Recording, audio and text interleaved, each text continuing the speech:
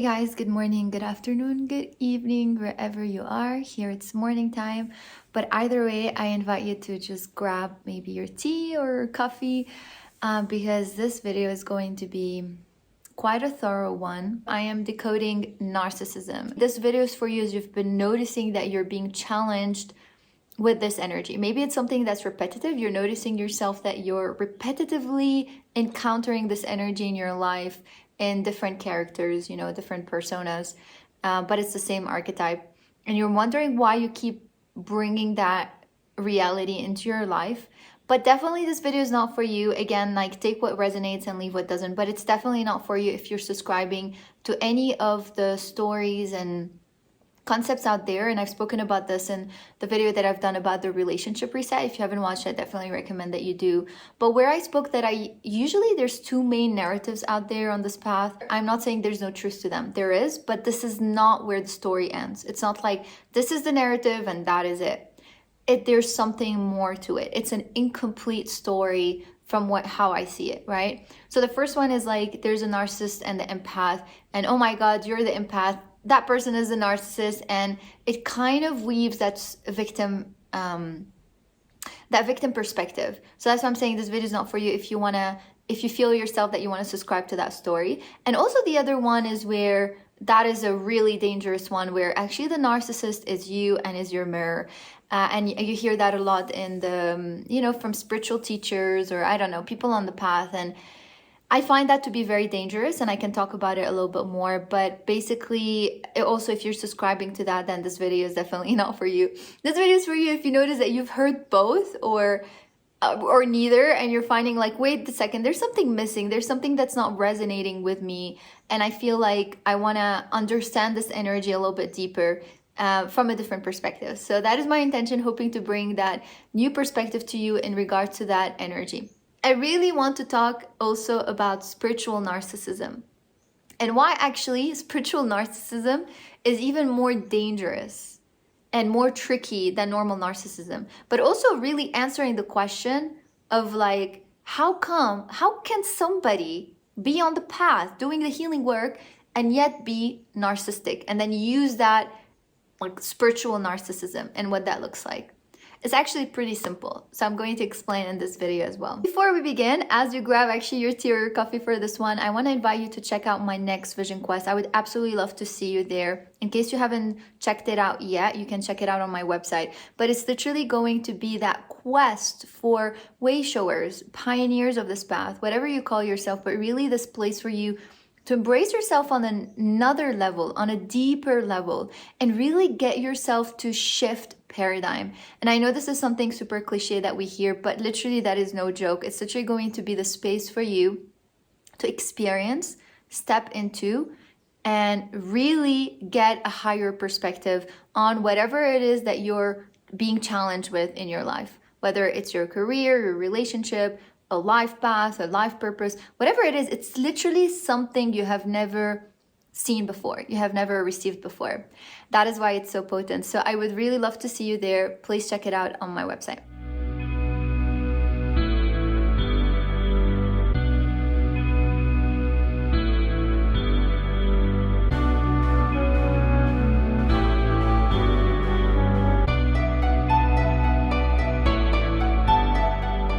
Whatever I'm sharing here is not from a psychological perspective, medical advice, whatever it is. I'm not a psychologist. Really what I'm sharing is from an energetic standpoint.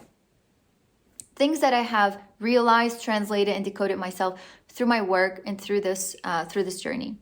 But the very first thing I want to say is that you may be asking yourself, like, why is it that you are the one dealing with this energy? How is it that other people in your life that may be dealing with the same person are not dealing or not realizing these things, or they're not like, you might be asking yourself, like, is narcissism something that you're cursed with? You know what I mean? That you just find yourself in that loop.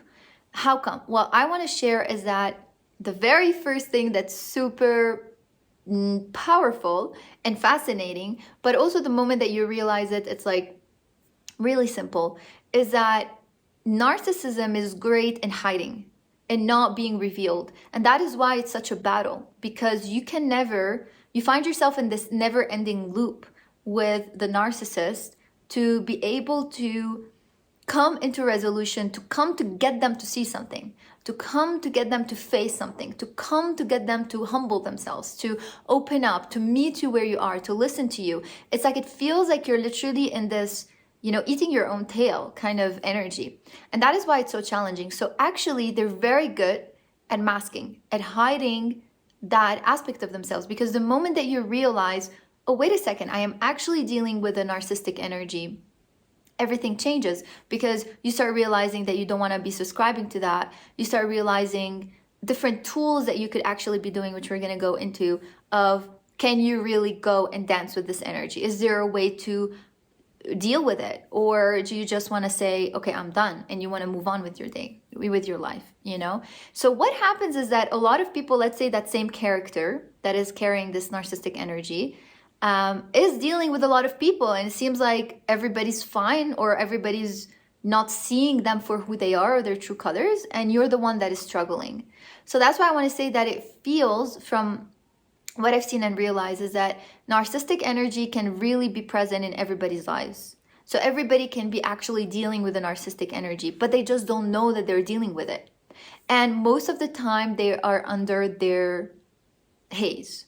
They're literally under their, within their construct. And unconsciously they're struggling because maybe they're submissive, they feel disempowered, they feel a lot of fear of that person, but they're not conscious of it, and they find themselves, maybe they give themselves excuses to why they're in this, or they just don't know. They just say, okay, like, they just doubt themselves, so they find themselves that they're subscribing more and more to that dynamic. They just don't know. So that's the very first thing I want to clarify. And that is why, actually, you may have found yourself that you've gotten to a space where you have identified that archetype, and you're struggling because you're like, okay, I'm seeing it everywhere. What do I do? So that could be one case. But it could be that maybe you're listening to this and you're noticing that you just did not know.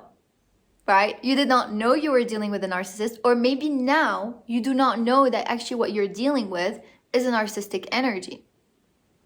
And furthermore, it could be if you've heard all those different narratives, especially the one where, you know, the narcissist or the toxic partner or the unhealthy partner is just your mirror. So you completely shut yourself down and you're like, whatever unhealthiness or toxicity is playing out in my relationship, in any relationship, right? Not just romantic, is actually you, and you're just beating yourself up more, and you're like climbing that, what I call like that impossible spiritual ladder, which is the never good enough. You gotta work more on yourself. It's more of you. And then you just feel like yourself, like you're, no matter what you're doing, you're literally just, it's never enough. It's never ending. And whatever that person, whatever is going on is really not changing.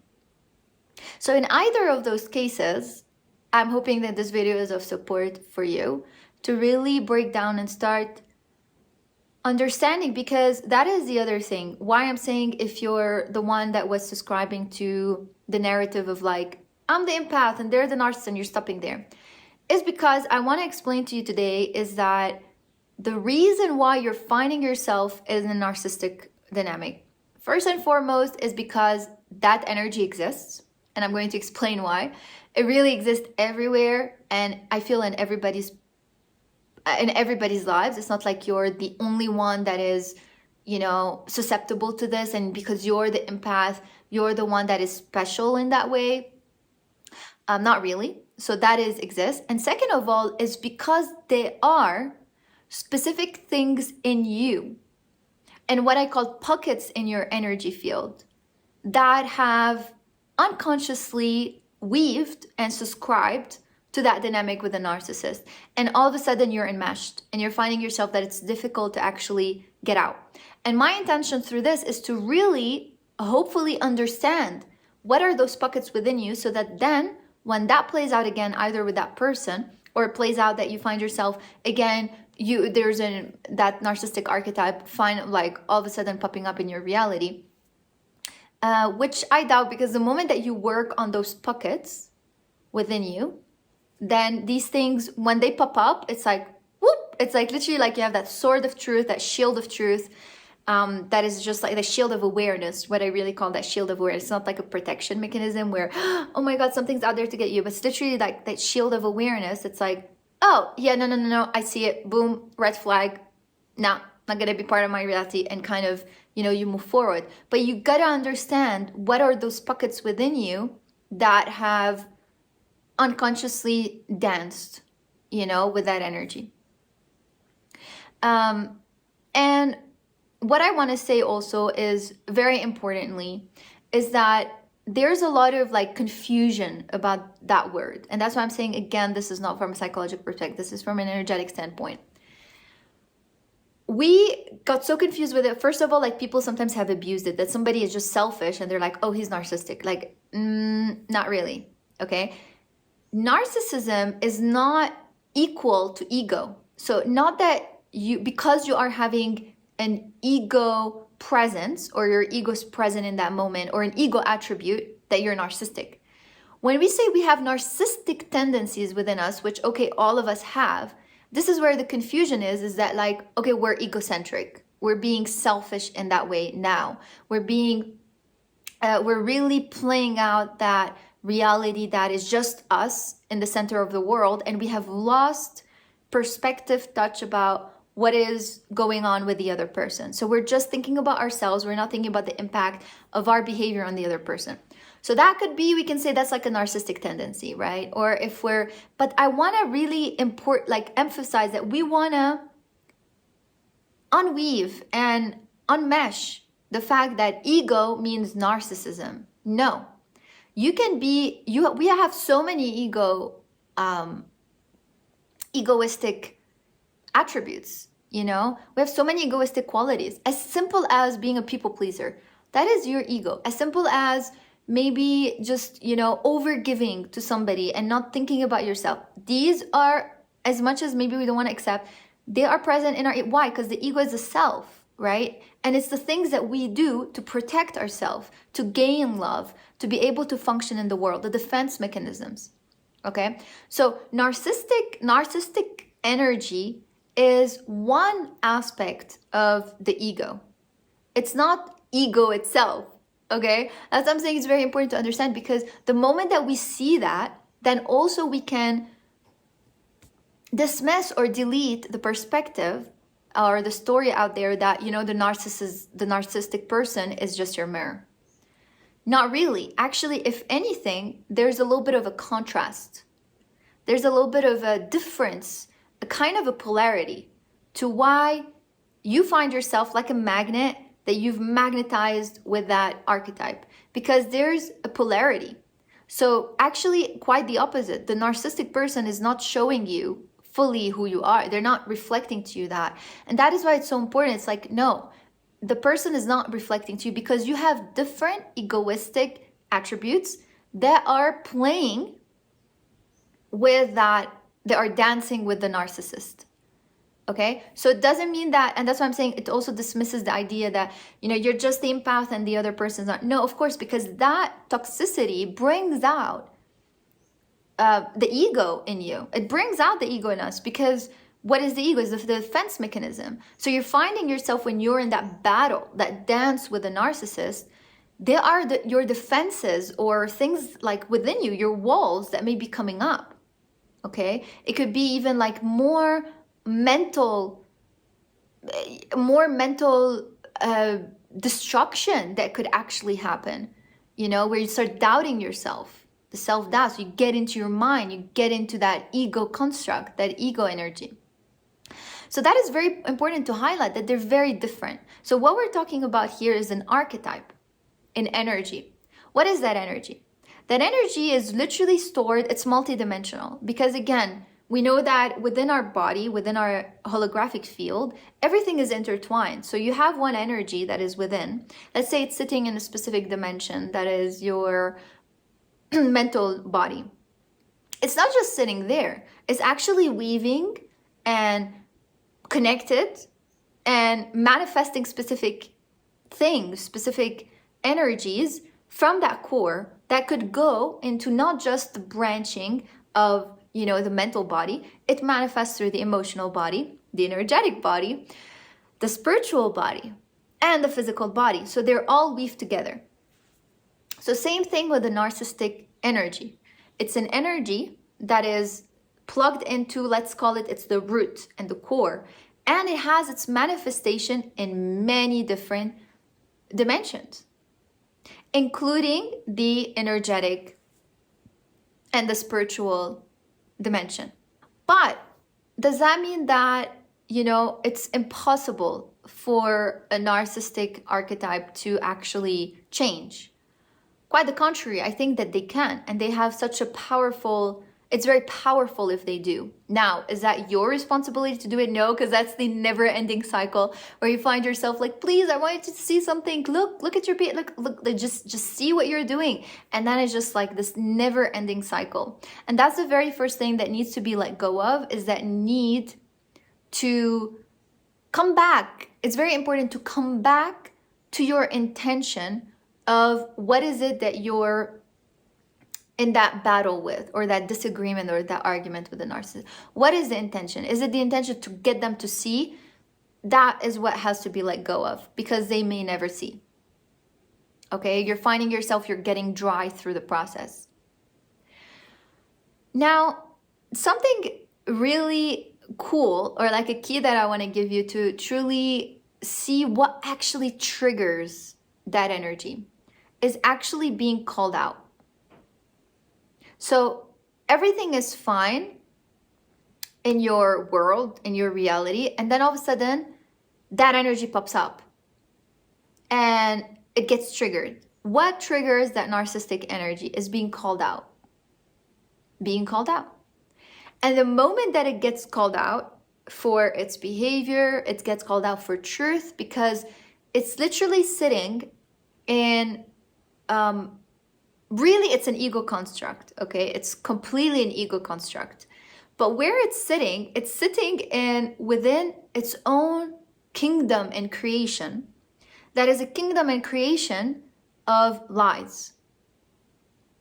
And it's truly embedded in a very strict and tight perception.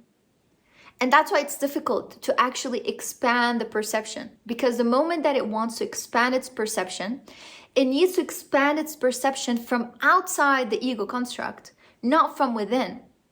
And that's what makes it so difficult. So their perception is truly tight and embedded and plugged into the ego construct. And from that perception, they have created a web of their reality that is also so tight, that cannot be penetrated. And so what happens is that they cannot see the world from a different lens. They cannot see the world through the person's lens or the other person's shoes, because they have locked themselves in that construct. They literally have locked themselves. It's completely a lock of reality. And where is that plugged into? That's what I'm saying. It's all kind of weaved, intertwined together into that belief system that they are the king of the world. They are the center of their kingdom, of their world. And nobody else exists but themselves. Everybody else exists. They are not able to, that's why I said they are not able to perceive outside of the ego construct that the other person is an equal. So it's very challenging. They will never be able to see the other person as an equal. When I'm saying never, I'm not generalizing and putting like an X on them. I'm saying as long as they're in that ego construct, okay? They're not able to see the other person as an equal, as different, as a separate entity from who they are. For them, they are the king and the queen of their world, and everything else on the outside is there. And I know all this is intense, but it's literally there to serve them. Is an extension of themselves. Why it gets dangerous? Now, listen to everything I'm saying and add to it what we know of spirituality, right? That with spirituality, we know we have awakened to our divine spark, that we hold the divine kingdom within us. Or when we say, We are the world. We are the one, right? We create our reality. Nothing else matters but ourselves. Okay, so just hear this truth and imagine them sprinkling into the narcissistic ego construct that they have created. Imagine. And I'm going to talk more about that also, about what actually happens in their world when they activate specific things within spirituality. But just imagine these concepts, or like everything is a mirror. So it's just you, right? You are the creator. You are the one. And that's what they already believe deep down, unconsciously. And they've put up all these walls. So that's another thing actually I'm going to speak into, is the walls that they have created that are impenetrable. You cannot get into it. And even it's fascinating because it's not just about you. Purest divine light, God's energy, where it's about a breaking open, right? What is this path really? It's about this shattering of illusion, shattering of those ego constructs that we've put on ourselves that have bounded us into a specific dimension, into specific reality. All this, the purpose of this path is to shatter all this. And in order to shatter all this, it requires this letting go, this intention, and more than anything, this humility and trust in this divine intelligence that is doing that for us. That ego construct has initiated from when they were kids and build those qualities. Now we go into the weaving of the emotional and mental aspects. In reality, it's a lot of strategies. So what could actually seem from an energetic, from a perspective of like a narcissistic archetype, is that they're brilliant. They're so smart because it feels like they're always one step ahead of you. It pushes you to be in this energy of having to constantly look into their study, like in alert mode, in inspection mode, of like what they said, what they did. Why? Because if you don't hold that, then it can in 1 second crumble into gaslighting, where all of a sudden, oh, no, nothing happened.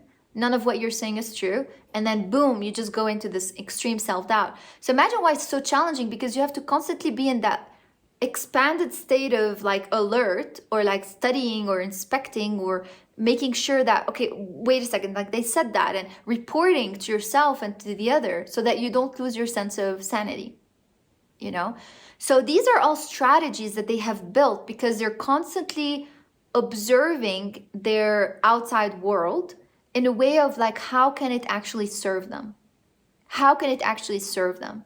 So they're constantly having those strategies where we say like the manipulation, the gaslighting, the deflection, and all of this, which seem from the outside brilliant, right? Like you can say they're very intelligent because they're always 5 steps ahead. They're very good observers, you know, reading people, seeing how they can actually, you know, get this person to their benefit and then maybe make that person against the other. Like it's all manipulated, you know, it's all mapped out. But in reality, it's very simple. It looks like that on the outside, that it's actually brilliant, and then you know, like they're always that, but actually it's just repetition. What they're doing is very, very simple, and it's all repetitive patterns and strategies that they've learned along the way. So they are not able to see the other people as separate people that have their own feelings and emotions and get impacted by their behaviors. They cannot see that. That is impossible because they are under that veil, that wall that they've put. And it's a huge ego wall, which is a defense mechanism that is very strong. It's this huge wall. And they cannot allow anybody to threaten that reality, that veil that they've put on themselves. And that's why I'm saying the very first thing where you can start noticing that energy is when you call it out. And that is when you realize, oh my God, like you wish you never called it out, because the moment that you do, that's where all of it starts coming up and you're now the enemy. You're in the battle with the narcissist. They cannot, let's talk about energetic perspective. They cannot allow anybody to threaten their world. And why? Because the moment, again, as I said, everybody has to be a specific reflection that serves their sense of identity, that serves their castle, that serves what they have perceived of the world, what they have believed the world is and what they are. That is all a fabrication of lies. That is all a distortion. Because their true self is hidden, like underground. And all they have, all that you see is just facades and facades and facades and facades that they have put more and more layers to hide that true self inside, because it's not safe completely. There's immense level of fear and anxiety inside. Now, what I'm talking about is relatable because we have that too. Most people have that. They're scared to show their true self. But again, as I said, narcissism is not just the ego. It's a whole web that is much more heightened, much more amplified. So think of your defense mechanism. You have one defense mechanism, you have two defense mechanisms, and you know when they pop out, right? When they get triggered. When we're talking about the narcissistic archetype, it's a whole castle of defense mechanisms. All of it. Now, there are different types of, you might notice that the archetype, but the spices of, because personalities change. So there's the core element, but there's several different types of, spices of how this archetype shows up in different people because everybody's different.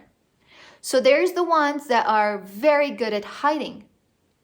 Okay, what I think we call, the covert narcissist, which are really just weaving and weaving the destruction, right? Your destruction or the destruction of anybody that's threatening them, but silently, okay? And very good at subtly creating those, those poisons. And then, boom, it comes out of nowhere and it's like chaos and destruction. Now, there's other ones that are more blunt. So in the moment, it's like chaos in the moment in anything that comes to them. That's what I'm saying. Every person is different, but the energy is the same. And based on control, right? So they're controlling as much as they can. So much control, because from when they were kids, they are weaving that castle of destruction, weaving that castle of illusion and distortion. Imagine, it's so hard-coded, it's so ancient. And the thing is that anybody that comes to threaten them, even energetically, in what sense? They want you to be what they're projecting onto you to be. You cannot be anything else. And it's all about control. It's all about power struggle. And that is why it's so exhausting. Even energetically, it's all about dominance. It's all about power struggle. Even the ones that are hiding and not doing anything, they are controlling even the web. And I'm going to give an example about this one. There was this woman that completely is into this codependent narcissistic relationship with another lady. But that lady, that woman, she is quite quiet, right? So her narcissistic attributes don't show bluntly. And I find these to be even more, interesting, more challenging, right? More smarter, okay, in that sense.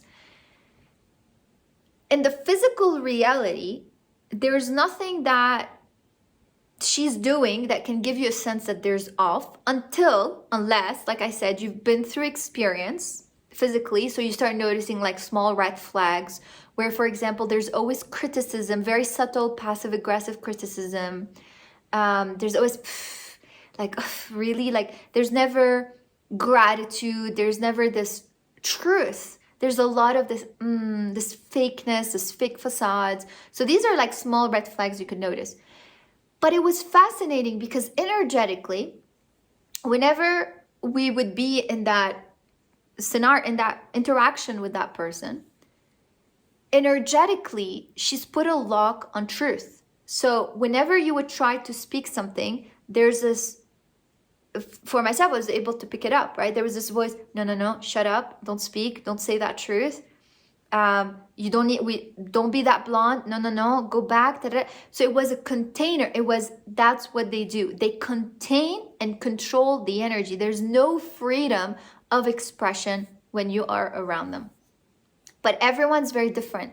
So in that case, it was a truth one where you find yourself, you're all of a sudden speaking about the stupidest thing, like, and then that person would leave, and then the conversation opens up, and you're finding yourself, you're speaking about these deep things, you're enjoying the conversation, whereas before it was contained. Where you're normally a very truthful person, all of a sudden you're finding yourself, you're talking, oh yeah, the weather is nice, oh really, like being all polite, like, the fake polite and all of this. So that was something that was being done on the energetic level.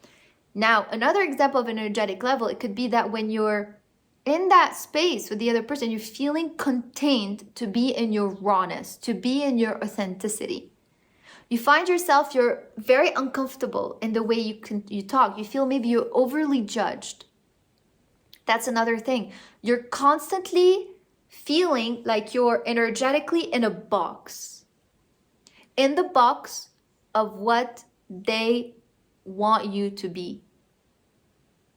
Either what they want the world to be, so you pick up on that, or it could be a very specific projection of what you are. And so the moment you come and threaten that projection, either by just being yourself, or by calling out specific behaviors they've done, calling out specific words they've said, calling out discrepancy, because as I said, it's all based on lies. So discrepancy on what they project, the very first image, the facade of what they are on the outside, and then, which most of the time is literally the opposite of what they're preaching. So if they're preaching that they're the most compassionate person, they're all about truth, they're all about freedom, but actually deep inside, they're quite the opposite. They're the controller of freedom, they're the controller of self-expression, and they're the least compassionate. They're full of judgment. So your every move, your every energy, your every behavior, your every word is being monitored to suit their reality, because they are the kings of their world. They are the queens and kings of their castle. That's why if you're listening to this and you might notice yourself that you find yourself in battles with this archetype, you find that this archetype just doesn't like you, whereas other people are okay with it, is because you can see it. Because naturally, you cannot be contained. You cannot be controlled. Now, why it gets a bit more challenging is when you are dealing with someone that is more intimate to you.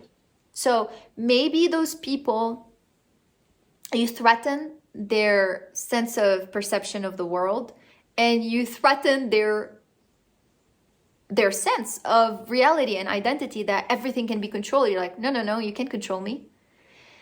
You're going to be deleted. So immediately from one moment to another, you have become the enemy. And you might notice yourself that you're completely going to be deleted from their, like they want to get you out of their reality as fast as possible because you're threatening their reality. Why they don't want their reality to be threatened? Because the moment you threaten one thing in them, one thread, that means they're going to have to look at their entire construction of their entire design, the entire world that they have weaved. And that's not easy. That's not easy. Like, for example, for me, this last month, I was dealing with a very, very heavy energy with the landlord. And truly, it was like, I'm not going to go into the details because don't want to call that back into my reality. But it was really insane.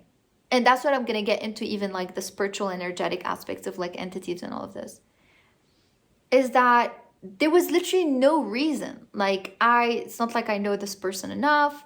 It was just me, like there was literally no reason and excuse. And definitely, you're listening to this, you're someone that, you know, you get into a situation, you find yourself, you overthink. Did I do something wrong? Was there something I did? Because that is what I'm going to speak into, is the things, the pockets within you. If I says like, what have I, like, is there, that make, did I do something to upset them? Why am I getting this reaction? What did we do? And it was just all lies and lies and lies from her. And no, I didn't say that. You said that. It's like, it was insane, right? It gets you to question your insanity. But it was literally just me, not just being me, that I'm not able to meet her projection or be in that, what does she want, what she's wanting. Because a lot of times they want this extreme admiration, like for no reason. Like, I don't know. That's what I'm saying. Every person is different. Like maybe they expect things of you that you don't know what they're expecting. That's the funny thing, is that you don't know. And you just find yourself, you're constantly in that failure with them, not to meet what they want from you.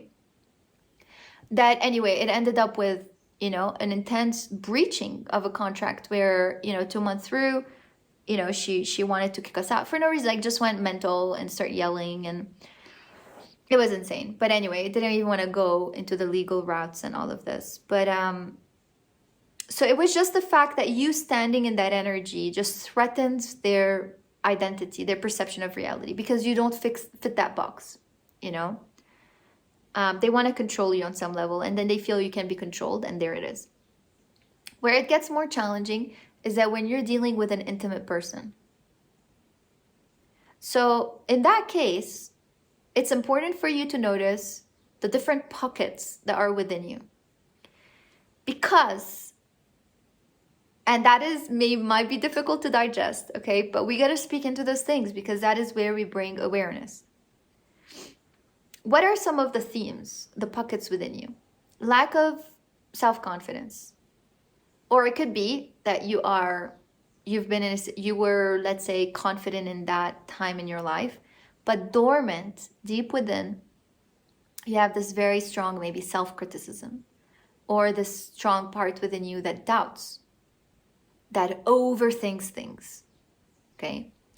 There's this part of you that is maybe more into shame, that has lack of confidence, that has a lack of self-empowerment. Maybe deep within, a feeling that you want to be loved, which we all have, right? But this lack of sense of belonging. So then you found somebody and you found, wow, you know, you can belong with that person. So if there's all these different pockets that are all unconscious, right? We all have them. That's what I'm saying. Most of us do have these things. You have fear of speaking up, maybe unconsciously. You don't like confrontation. I don't know. These are just some examples of what could be going on in your body. That when you interacted with that archetype, again, as I'm saying, it seems like they're intelligent because they're reading you.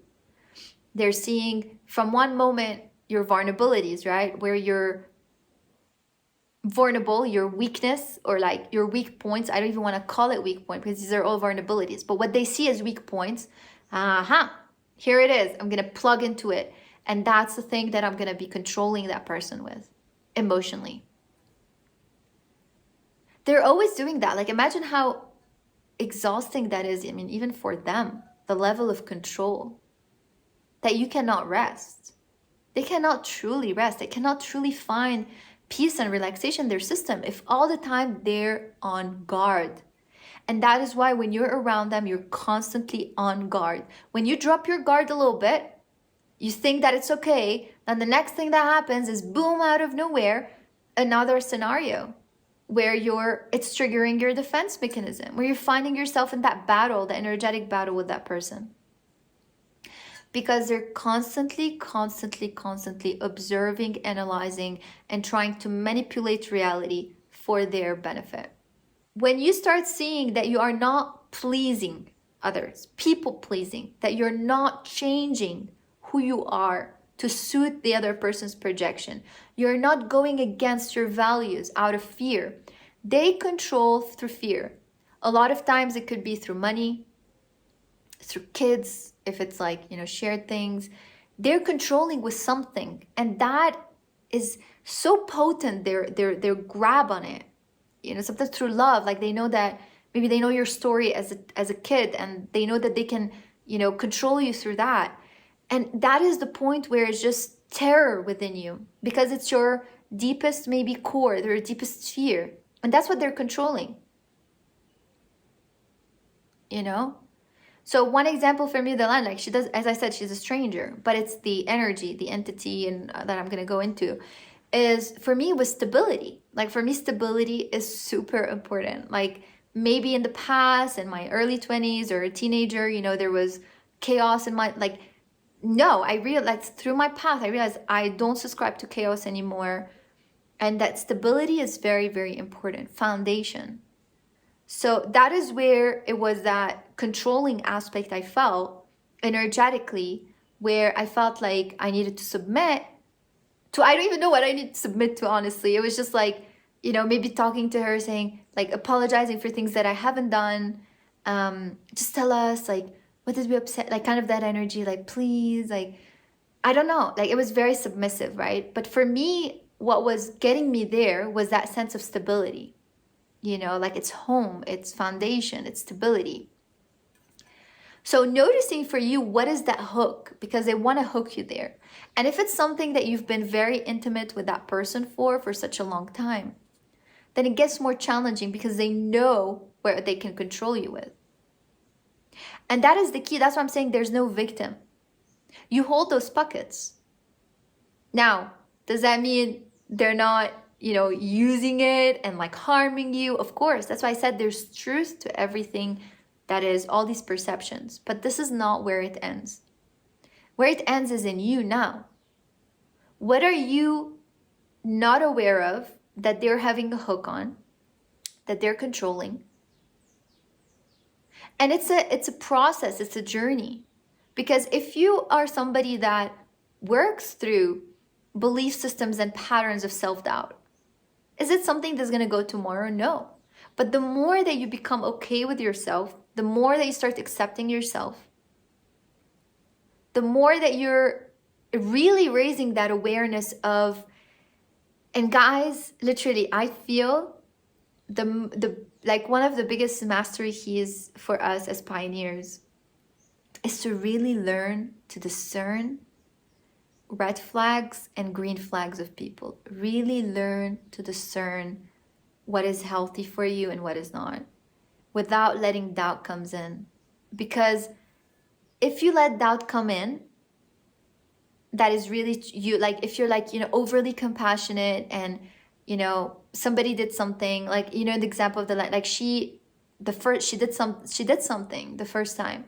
And I was like, no, maybe she has had a bad day.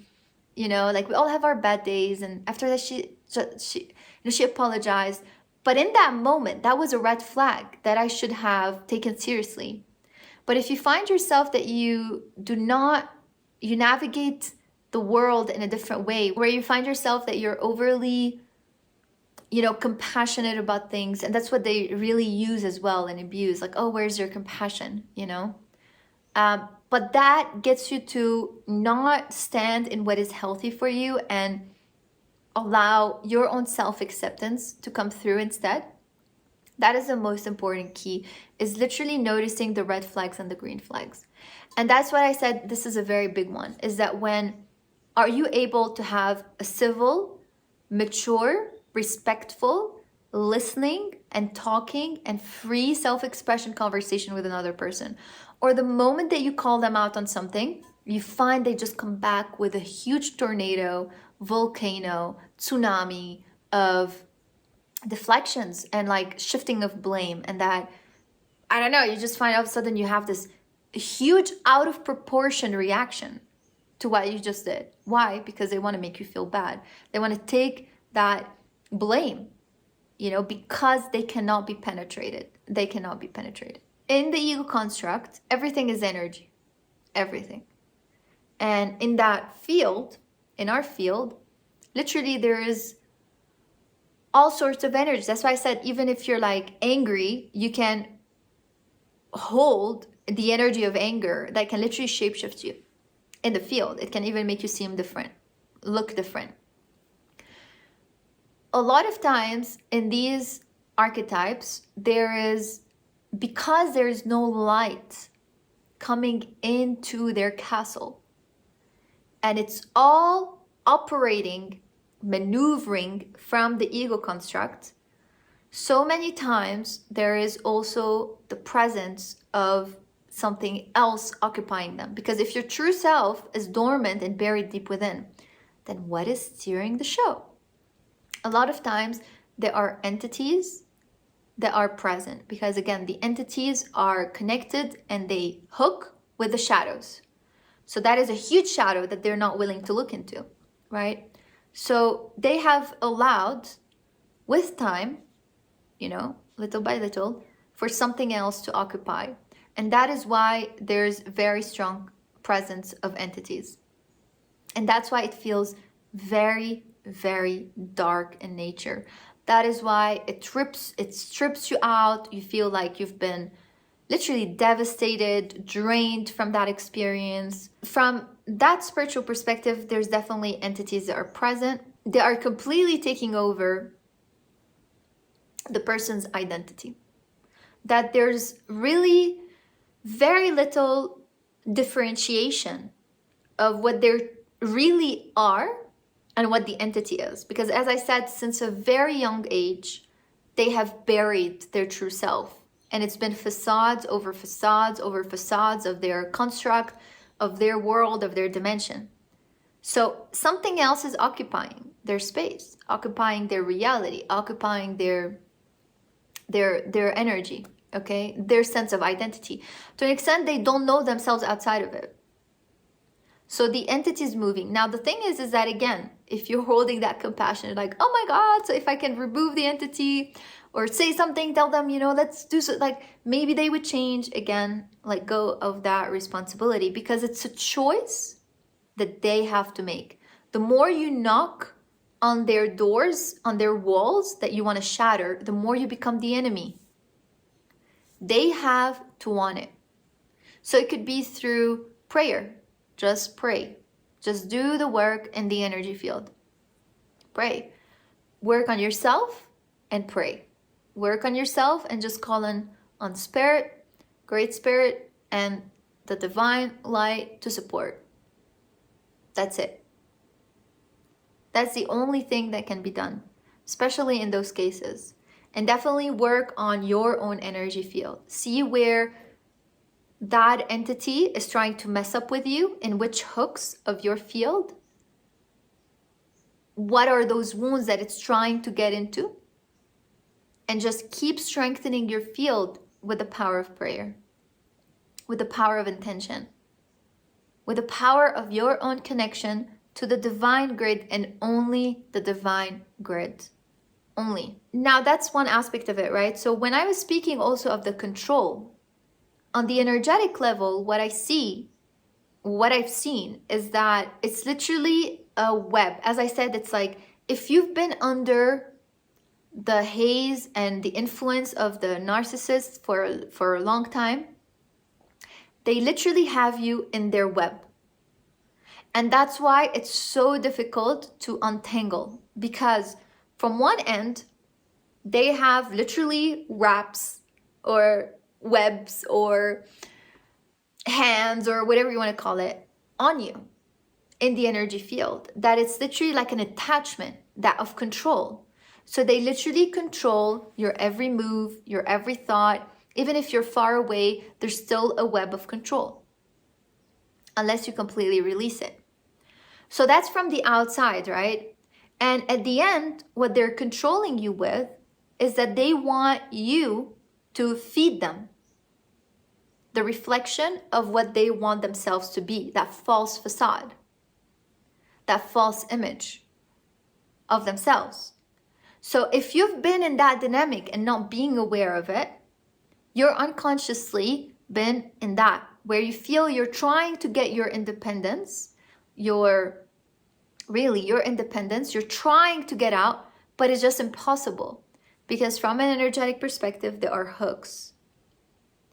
And what's so incredible is that everything on the energetics does not reveal itself the same in the physical, because if it did, we would know.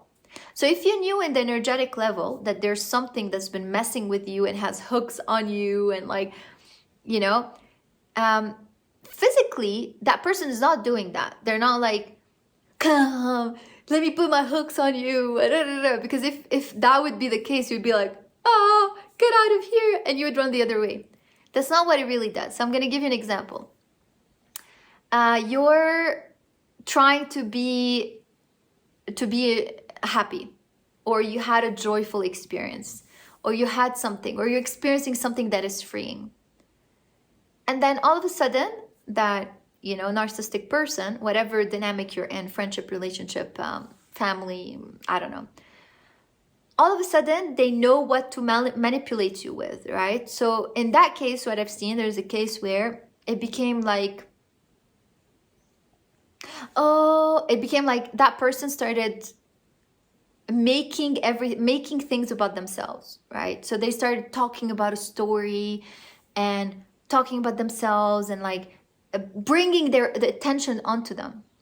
So that other person unconsciously, because they're in that hook, but they don't know. So physically, the narcissistic energy wasn't saying, oh, don't go. Where are you going? Come back. You shouldn't be happy. You shouldn't be joyful.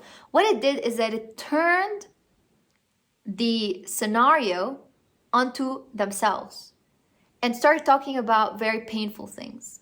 Started talking about, you know, started bringing all the attention onto them. So that person indirectly found themselves getting out of that dimension they were in to assist and to listen to the person, to the narcissistic person.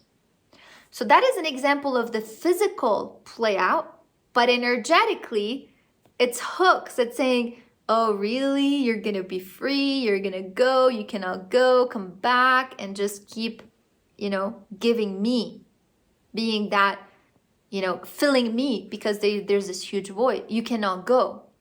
That was the energetic. But the physical was like, oh, the stories, the thing, distracting, bringing the focus back from that person and their, you know, their beautiful experience back onto them so that they can be assisted to.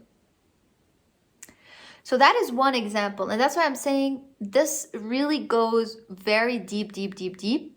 Now, if there is the possibility for a complete release of attachment, both people have to be wanting it in order for the relationship to get better and to continue.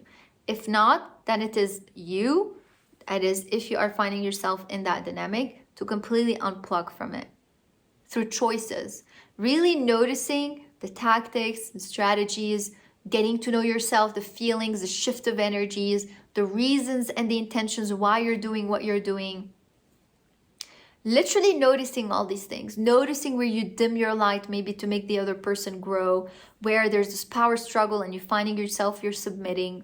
What is the tool? What is the thing that they're actually using you with or hooking you with? Now, I want to talk about the spiritual narcissism. It's also quite fascinating, but honestly, they're the most dangerous. Now, the very first thing we see that pattern in religion. So there's this religious narcissism, which is, let's say, a priest that just abuses their power, and then, you know, just because there's something they don't like, they call somebody, you know, there's a demon in them, and that, or like this grandiose of like, I am the priest, so everybody has to worship me. So we've noticed that in that space, right?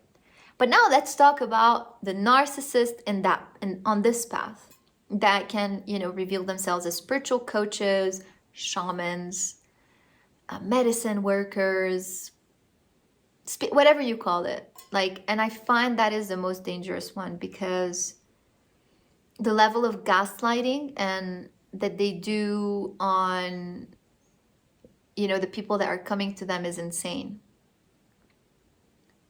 It's insane. And the fact that they use those concepts to literally just suit their narrative, like, that is insane. But I want to say, because what happened to that person that became, let's say they were always a narcissist, they didn't know, but they struggled with that.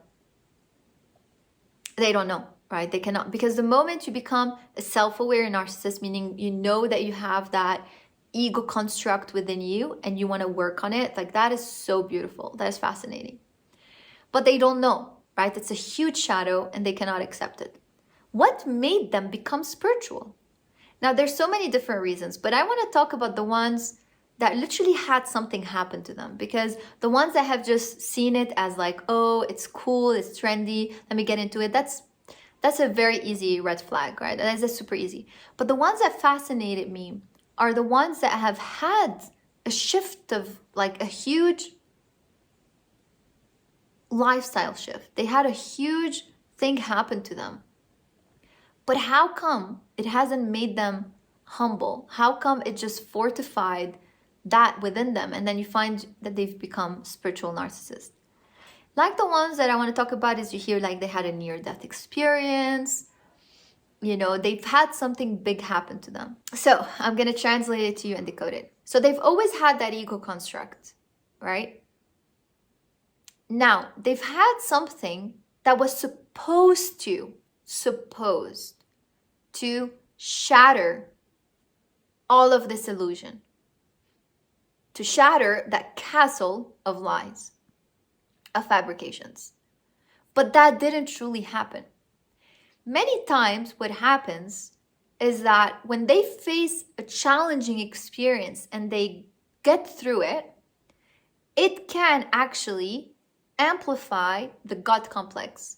It can amplify the fact of their, I am the king of the world. And God did this for me because I am the miracle. That is why it's so dangerous. In other scenarios, if you had this huge near-death experience or incident that have shattered your world, you found yourself on the ground. You found yourself having an ego death, battling to find a way to get out of to make it through, to survive what you just went through. But you did it with an open heart, with humility, and you have received the grace of God. You have received the grace of that incident. These people, actually what happens, and that's why I'm saying it's dangerous, is that it amplifies the story and the belief system that is within them, that they are the king and the queen of their world. And that incident, instead of letting it shatter and open their heart, whether it was through sickness, through disease, through rape or abuse, whatever it is, or through near death, anything that was pretty challenging, instead of letting it open them up fully so that they lose control of reality, instead, when they survive it, it gets them to feed off the fact that they have survived this because they are the chosen one, they are God themselves, they are the miracle, or something like that happen. And that is why, if you've been asking yourself this question, that's the reason why it hasn't fully changed their core nature within. What you may notice is that it actually changes the superficial layers, the first layers, right? Why? Because there's been a shift of, let's call it a frame. So like their frame was like the matrix, and like that's what they needed to survive and to, being the best as a, professional or whatever. And all of a sudden they had a shift of reality. Something happened where they experienced a spiritual existence. Like, oh, there is God or this. So they just changed the frame from the matrix to like the spiritual. And now what you may notice is that they're great at studying, learning, because they have to gather as much knowledge to be able to build that castle now with the new frame that they have, which is a spiritual touch. That's why they have a lot of knowledge, and that's why they come off as people that are, intelligent or great at what they do. But what you may notice is that there's a huge discrepancy between what they preach and what they actually are living themselves and embodying. That is why a very strong key or tool to learn to be able, as I said, to discern the red flags and the green flags with the spiritual narcissism in these cases is to notice the embodiment, what they're living and not necessarily what they're portraying on social media that they're living, but truly how they deal with the scenario. Are they talking about their vulnerability? Are they being raw, really real, or is it just concepts that are being spoken? And what happens when they're being called out? Why it's so dangerous, as I said, when they're being called out, is that now that they have those spiritual knowledges, the spiritual information, if their client, their person that came to heal for them, their partner, or anybody in their reality came to call them out, now they have even more baggage strategies, because now they're spiritual strategies to really get you to doubt yourself, right? And get to gaslight you and completely deflect, which are, oh, no, I'm just mirroring you. You know, oh, no, what you see in me is in you. You know, oh, no, it's all you. You want this to change between us? You have to change. Remember, you are creating this. That is so dangerous. Like, it's just, it's so dangerous, okay? And what you may notice also, another one that I heard was like, oh, wow, that's like on another level, is that in order, you know how like narcissists say, oh, no, I've never said that. Now, when you want with the spiritual touch is, oh, we were in 2 different timelines. You're like, what? Yeah, don't you know we experience parallel timelines and universes? That never happened. You were in a different timeline. That is insane. That is so insane. And the question that comes through is, again, you may be asking yourself, is that, but how come, like, if they're using healing tools, like some of them, like they talk to guides, or, I mean, they do divine work, like they think they're working the divine light. Some of them are shamans, right? So, but they are doing things when, you know, they are navigating the holographic field. Or, yeah, medicine workers, like they are being medicine workers for people, and people are like healing with them. What is going on?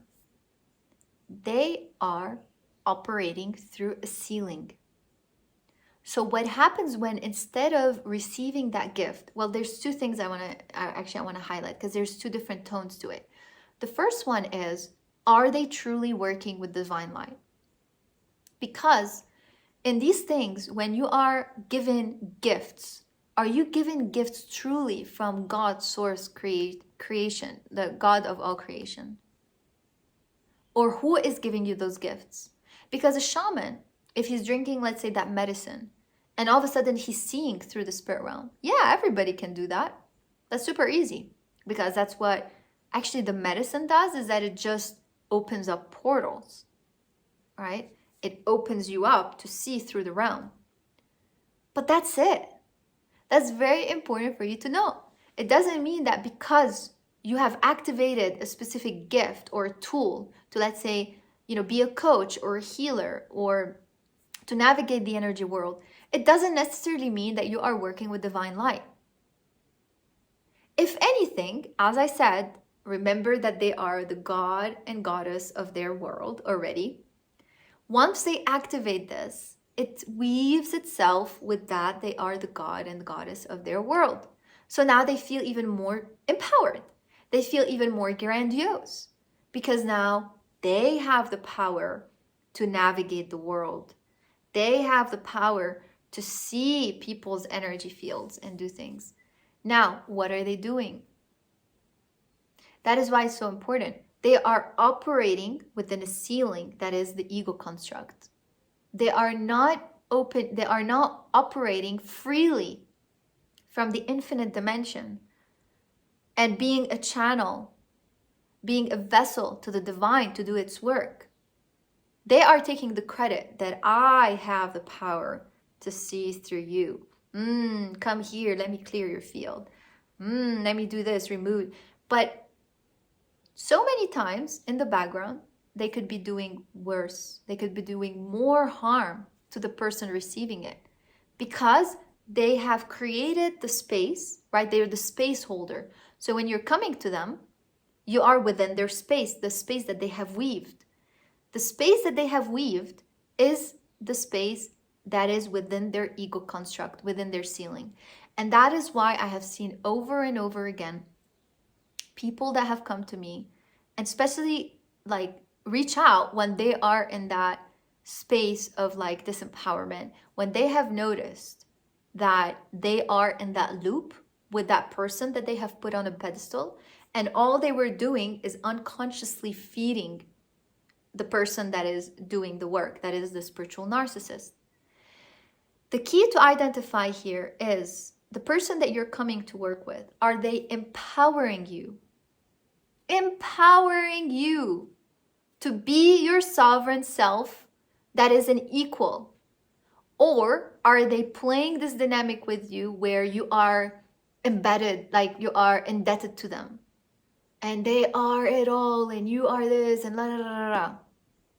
The things that I have seen, literally people like walking and you see energetic leashes of the people coming to them to participate with the shaman, with the medicine worker, like leashes, they're on leashes. That's why this world is not one to mess with. This one is a world to respect and honor, and more than anything, always be intentional, calling upon the light of spirit, great spirit, and the only God that is the God of all creation, nothing else. Anything else can be infiltrated.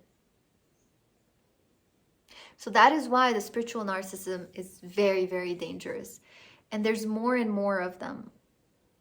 And that is why it's a confusion to you. And maybe people might laugh at you if you like point things out. Like, really? But look what this person is saying. And there's a lot of discrepancies in their talk. Or like, and they're like, yeah, no, what are you saying? Like, they cannot see it because they're in their web.